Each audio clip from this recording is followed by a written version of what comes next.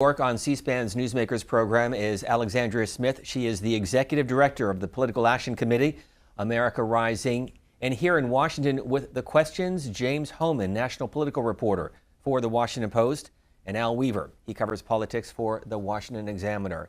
At the outset, let's talk about your organization. What's the mission? What role will you play in the midterm elections?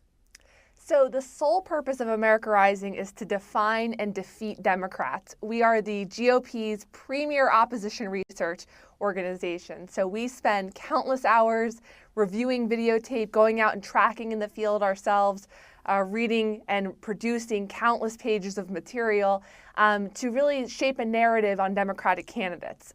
So in the 2018 cycle, we'll largely be playing the same role that we have from our inception in 2013, which is in the midterm elections to look at our Democratic targets, particularly our friends running in the Trump states, so the 10 Democratic senators who are running in the states that President Trump won in 2016, along with a host of other House candidates and state candidates. America Rising really covers it all. Does that opposition research include following the candidates around with cameras and monitoring every statement they make, every media appearance they have? It does. But, so there's sort of, I think, a little bit of a caricature of opposition research. Either you can kind of go with the very sexy James Bond type, caricature, or you can sort of think about it as dumpster diving, neither of which are true. Really, what America Rising and other opposition research organizations do is take all of the information that a public citizen just an average citizen could access and puts it together in a narrative form. So we use devices like freedom of information requests. We follow candidates with cameras at their public events to capture what they're saying, to see if it's different than what they've said on the record elsewhere. So really, we're just doing what any citizen could do. We're just doing it in a very organized and methodical way. Let me turn to James Hohmann of The Washington Post. And you mentioned 2018. You're also doing a lot for 2020, which is amazing how much it's heating up. How did your America Rising's experience in the 2016 cycle shape your approach to the 2020 presidential campaign? It seems like you're starting early and being very aggressive. So America Rising was founded on March 21st, 2013. That is the first day that the first page of what would become a 5,000-page research book on Hillary Clinton began. We had researchers from that very day that were particularly dedicated to just researching Hillary Clinton, evaluating all of her public statements, going out into the field and doing research at libraries, at courthouses, wherever we needed to go in order to compile this incredible document that was used throughout the GOP ecosystem in the 2016 campaign. America Rising was there when Hillary Clinton started her book tour. If you remember the shadow campaign that she had kind of started when she was going around the country and talking about her book. America Rising was there with the freedom of information request, for example, that showed that she had made huge sums off of speaking at taxpayer-funded universities. We were also the ones to be unwinding the very complex ties between the Clinton Foundation and the State Department. So America Rising was there early and often, which I think was the lesson from 2016. I think it's not true anymore that simply one gaffe or one instance defines an election or defines a candidate. You really need to build that narrative. So for 2020, the way that 2016 is informing our efforts is starting that process early. Unfortunately for us, we have many more candidates to be evaluating than just Hillary Clinton. Although Bernie Sanders definitely came up there in 2016, and our researchers were getting information compiled on him. But in 2020, we have candidates from across the spectrum that are looking to run, whether it's more traditional candidates like Elizabeth Warren, or it's non-traditional candidates like CEOs like Howard Schultz. We're really seeing a huge field starting to develop in 2020. And as you alluded to, James, we see that they are already running.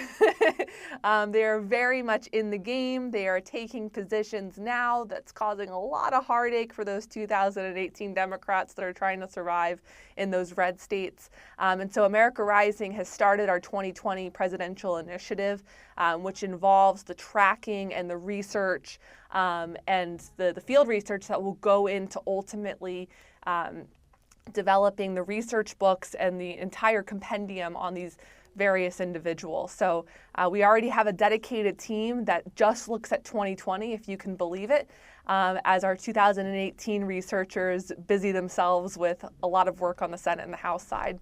Also joining us is Al Weaver. He covers politics for the Washington Examiner. Hey, Alex, thanks for joining us. On the 2020, you mentioned the number of candidates, the many candidates that could be running in 2020.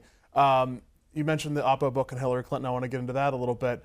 How many Oppo books are you guys looking to come up with in 2020? How many candidates are you guys looking into as you head into this endeavor? What's that look like? Well, I think as a baseline proposition, we're going to look into anybody who expresses interest in running.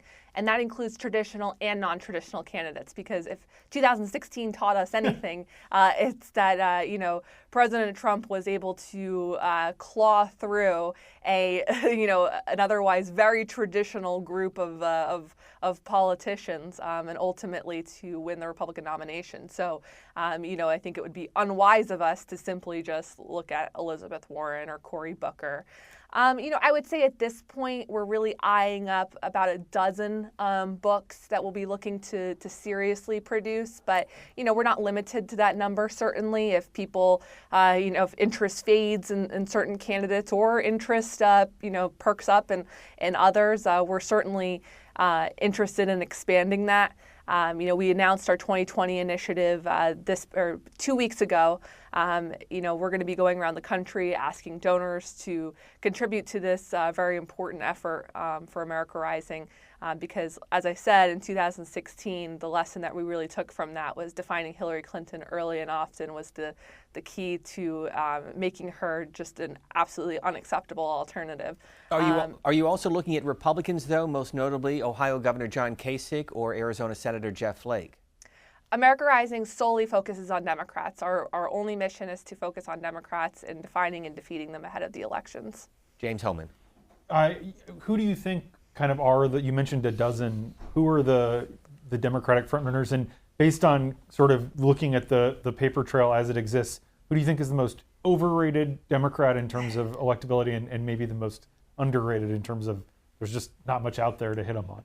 Well, so I'll kind of start with our two initiatives that we had launched prior to our larger 2020 initiative that now encompasses these different projects. We had started with the Elizabeth Warren initiative because I think that after 2016, she was perhaps the most aggressive in making it known that she wanted to run for president. America Rising was actually the first to obtain a copy of Elizabeth Warren's book through our trackers in the field, which I don't think she was too pleased about because we released excerpts ahead of time, and so we sort of took the wind out of her sails in that initial book pitch. So sorry, Liz, but we've been looking at Elizabeth Warren, we've been following her, tracking her.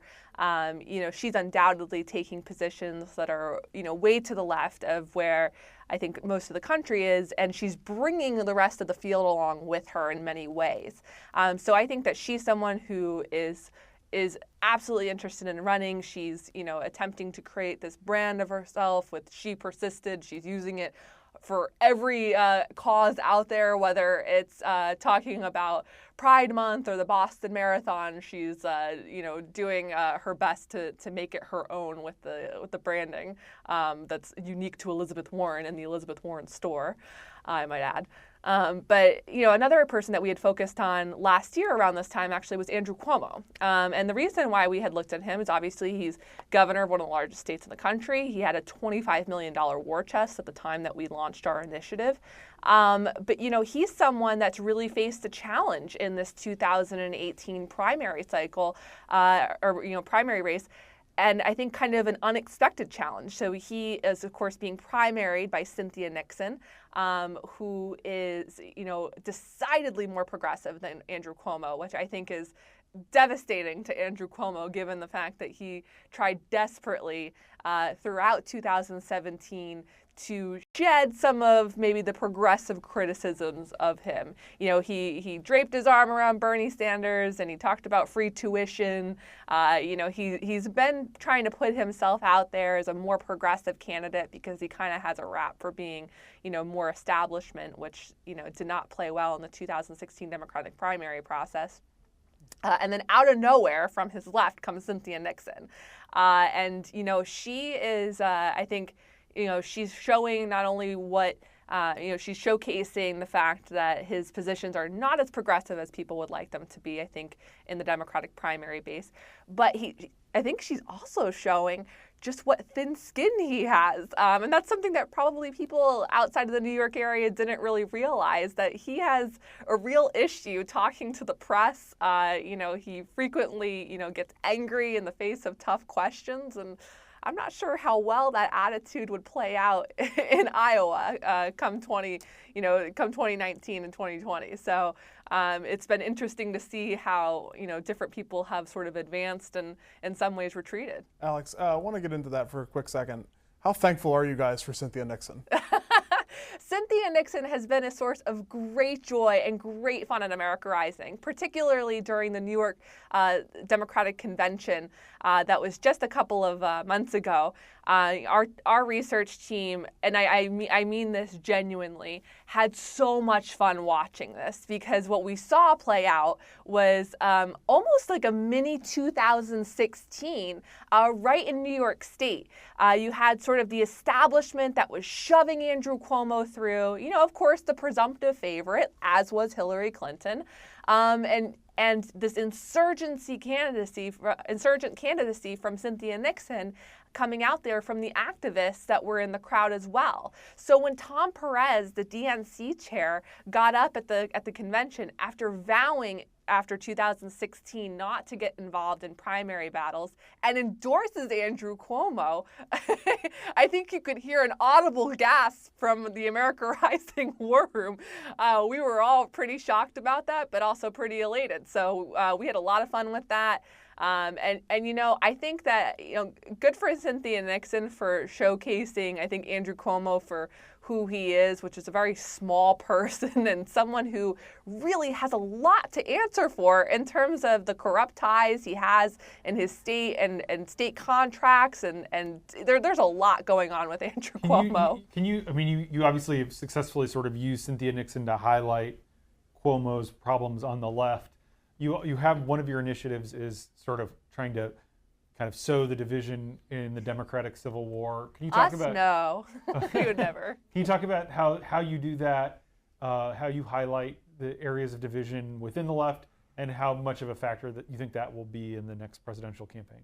I think that is such a huge factor. So we call it at America Rising the race to the left, in terms of these 2020 candidates, because when you look at least the field of traditional candidates, so think about people like Senator Elizabeth Warren, Senator Cory Booker, Senator Gillibrand, Senator Kamala Harris. These are, more the traditional candidates, right?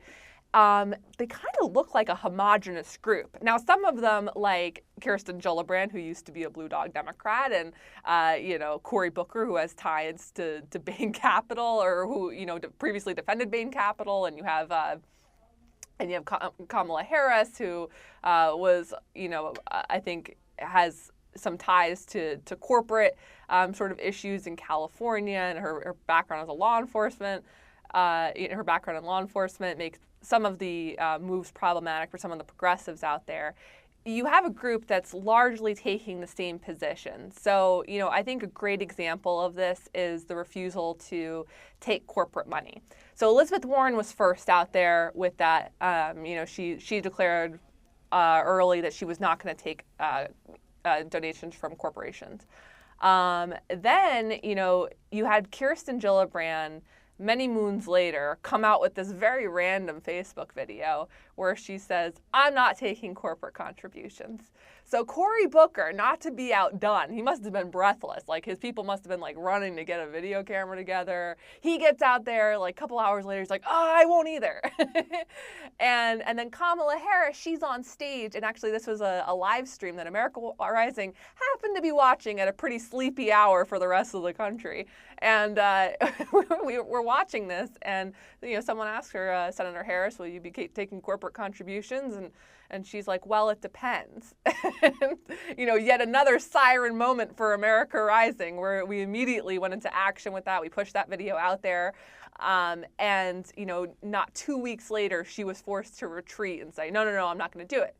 Now, so you have now this group of people who are all the same, presumably on this issue, except now it's really getting into the nuances of how pure are you on this issue. So a good example of that is in Cory Booker's latest FEC report, he took contributions from an insurance PAC. Well, where does the insurance PAC get most of its contributions from? Insurance companies. So now, he's under fire from some on the left for saying, well, how pure was that pledge, Cory, if you're now taking contributions from this insurance PAC? So they're really contorting themselves to try to fit into what they think progressives will want in 2020. But it's really, that's a good illustration of sort of how the race to the left works. I think certainly in terms of issues, Medicare for all, this was a prominent Bernie Sanders proposal, which now we know from the Mercatus Center will cost us $32 trillion over 10 years. So, I mean, this is just this is, I think, pretty extreme for most Americans. But, you have Bernie Sanders out there with this proposal, and, 16 Democratic senators have signed on to it. Almost all of the 2020 hopefuls have tried to hang their star on that as well. And so we really do see with these issues that there is a demonstrable attempt to shed past associations with anything that might be considered establishment or mainstream or even conservative, and a flagrant attempt to just adopt a new position that's more liberal, more progressive. But Alex Smith, let me just follow up. Admittedly, there's also a deeper division within your own party. We saw that play out with the Koch brothers and President Trump very critical of the Koch brothers. A potential challenge to the president from Governor Kasich and Arizona Senator Jeff Flake. So where does that put the GOP? As you look at the Democrats, your own party is facing some internal divisions as well. Sure. I mean, look, I think that these divisions are not new to the Republican Party. Watching the 2016 presidential primary process play out is chief among the examples of that. And so these aren't new. And I would say that what's different about the Democrats, and again, that's America Rising's sole focus. So I spend my days watching Democrats, not Republicans these days. But in looking at the Democrats, what I would say is that this paradigm is new. It is a new thing to have such a wide field of candidates moving so markedly to the left. And whereas I think that the divisions within the GOP, although they are, they are real and they are there, they're not so much, I guess, they're not unexpected. Whereas the Democratic Party, I think, is breaking in ways that that is a little bit new to our political ecosystem here. Alex, let me ask you one quick 2020 question. I want to shift gears to 2018 for a hot second. Who is the one Democrat that keeps you up at night, if anyone does? I'm curious. So if there's anyone that you guys are most concerned about, who would you say at this point? They all keep me up at night. I can't get their voices out of my head. We're always watching them. I don't think I have one Democrat yet that's really presented himself or herself as someone who is that viable of a contender. I think that what keeps Republicans up at night more is, the unexpected, the X factor. Is there a non-traditional candidate that, like the 2016 Republican primary field, can come in and just totally upend, totally upend what the Democrats are trying to accomplish through more traditional channels. I will say, though, just as a pure policy matter, it does keep me up at night this idea that we are marching so far to the left, and that someone who will eventually be the standard bearer for the Democratic Party, will be adopting positions that are just so far outside the mainstream. As a young person who cares deeply about the national debt and about the size of government, I genuinely do worry about the kind of the kind of standard bearer the Democrats will produce in 2020. But the tax cut just added another $1 trillion to the debt, supported by Republicans. I mean, look, I think that as someone who's been concerned about the debt, I think that was a legitimate criticism and something that, as a younger person, I absolutely had concerns about. But we're talking about, I think, what Democrats are trying to do here is a fundamental redefinition of who we are as Americans. I think look no further than the Democratic Socialists of America, who are increasingly playing a role in these primaries. Their membership has grown tremendously, and I think that what the Democratic Socialists have done has tried to rebrand the failed Soviet-style socialism into this shiny new packaging, and they think that it's going to fool everyone. Look no further than Venezuela to see socialism's great failures even in present day. And so I think that what I do worry about is a paradigm shift on the left that's taking the country. I mean, the Democratic Socialists, for example, support abolishing the Senate. I mean, that's a position that is just totally antithetical to our Republican system of government. And so I think that it's really just this enormous paradigm shift that really does worry me. Alex, there's obviously a lot of places where you can hit Democrats. I know we keep kind of bringing it back to Trump. I know you spend a lot of your time watching Democrats, not Republicans, but in some of these red states, you have obviously 10 Democratic senators who are up for re-election in states the president carried. How much does the fact that the president sucks up all the oxygen, that all anyone ever does is talk about the president's tweets, he's always doing something to make himself in the news, how hard does that make it to place negative stories about a Heidi Heitkamp or a Joe Manchin or a Joe Donnelly, the fact that these races have become so nationalized? Is it harder than it was in 2014 and 2016? I think some of the nationalization of the presidency and what's going on in Washington is somewhat confined to the Washington bubble. Just because I think that most people that are going on, I mean, I'm from Pennsylvania originally, so I have a lot of family and friends back home in Luzerne County, where the president just was last night, who ended up, some of my family and friends were two-time Obama voters who ended up voting for the president. So whenever I get the chance, I try to ask them about, what they think is going on and what they, what it is that they feel about what's happening in America today. And so I think that in terms of, what's going on day to day in Washington and the latest controversy, the latest tweet, that's not necessarily the case out there in these red states. I think what the voters in these red states, what I hear most often from family and friends and other people, other political operatives that I work with in these different states, is that there was a real desire from the constituents in these red states to have their Democratic senators work with the president, reach across the aisle, work with him, sort of put partisanship behind them and to actually reach out. And in some of these places, like in Missouri, for example, with Senator Claire McCaskill, she is, someone who voted against the confirmation of Justice Gorsuch. And don't forget that people who were voting the people who were voting and had the Supreme Court as their top issue broke very heavily for Trump. This was a big reason why people voted. She voted against Justice Gorsuch. She voted against repealing Obamacare. She voted against the Tax Cuts and Jobs Act.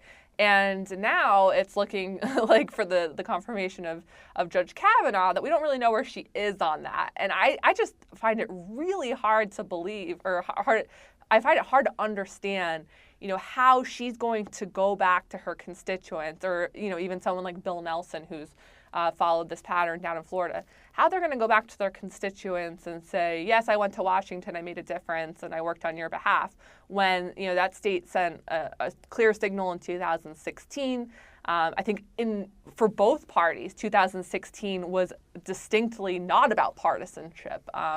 Both parties, whether it was the insurgent candidacy of Bernie Sanders or that of Donald Trump, both parties had sort of been tired with Washington as usual. Alex, I want to ask on something else on 2018. You mentioned how you guys obviously don't train your fire on Republicans at all or anything like that. But I want to ask about prioritization of races. Obviously there's some races, you look at Arizona, you look at Mississippi, where there could be Republicans in the general election who are not necessarily desirable for major swaths of the Republican Party. McConnell allies, the NRSC, those type of folks. Are there races that America Rising will not play in because if a specific Republican gets into the race, like say Kelly Ward in Arizona or McDaniel in Mississippi, would you guys end up writing off those type of races or not playing as much in those? I mean, from our political action committee standpoint, we're solely focused on the Democrats. So really the primary process is, other than looking at the Democrats' primary process, which is of great interest to us, we're not really looking at those Republican primaries, although we do, sort of see them playing out and we are looking at them. I think that, in terms of where our resources go, it goes where the marketplace is, right? I mean, if there are races that are more competitive than others, that's where we're going to focus our attention. So, I mean, we're focused like a laser on these Democrats, not so much on the Republican primaries, but at the same time. Well, no, of course. I guess my point is, say you have the opportunity to shift resources from, say, Arizona, if Kelly Ward or someone gets through the primary, to a place like North Dakota or to a place like Missouri or something like that. Is that something that's on the table for you guys? Well, of course, resources are finite, so we put them where they're going to be of greatest use, and I think that this has been sort of an unpredictable cycle in so many ways that there have been, surprises in some of these primaries. There's been, a lot of fluctuation after 2016. And so I think that those are judgment calls that we'll make into the mid and late fall, really looking at the viability of different candidates and the state of the races and looking where we're going to spend our resources. Alex Smith, the Executive Director of America Rising, joining us from New York, graduate of Catholic University and Seton Hall University School of Law, former chair of the College Republicans. We thank you for being with us here on Newsmakers. Thank you so much for having me. And let me